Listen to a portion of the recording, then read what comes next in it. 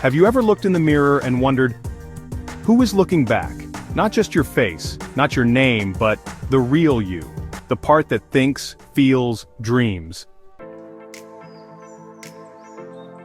Some call it consciousness, others call it the soul. But here's the big question: do we actually have one? Or is it just an illusion our brain created to feel human? Let's go deep.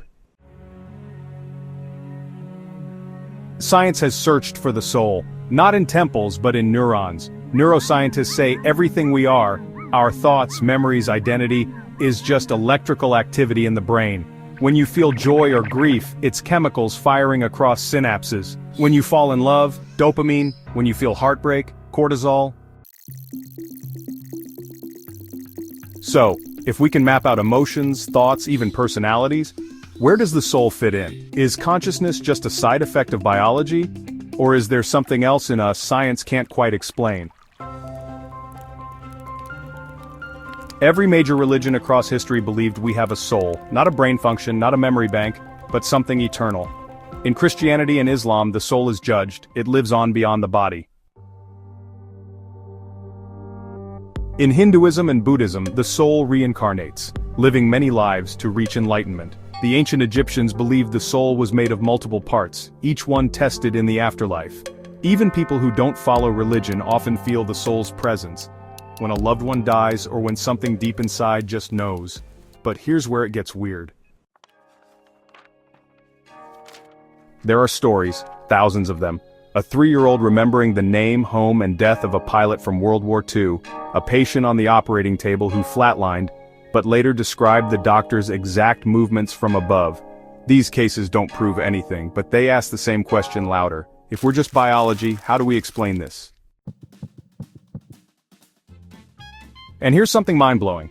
In 2004, doctors actually weighed dying patients, and in some cases they lost 21 grams the moment they died. Coincidence, a myth, or something more? Some call it the weight of the soul. On the flip side, philosophers like Spinoza or modern materialists argue there's no soul, just the brain's complex processes. Consciousness, emotions, and identity are seen as emerging from neural activity, ascended from physical matter, with no need for a metaphysical soul. Modern secular views often replace soul with metaphors like inner self or core identity, reflecting a psychological rather than spiritual framework. Maybe the soul isn't something we can put in a test tube. Maybe it's not something to be proven, but something to be felt. The part of you that loves without logic, that fears death, that seeks meaning in chaos. The part that wonders why you're here at all. Isn't that soul enough? Even if we can't find it on an MRI, we feel it when we grieve. We feel it when we fall in love. We feel it when we say, I just know, deep in my soul. So do we have a soul? Maybe it's the greatest mystery of all, not because it's unanswerable, but because maybe we already know the answer.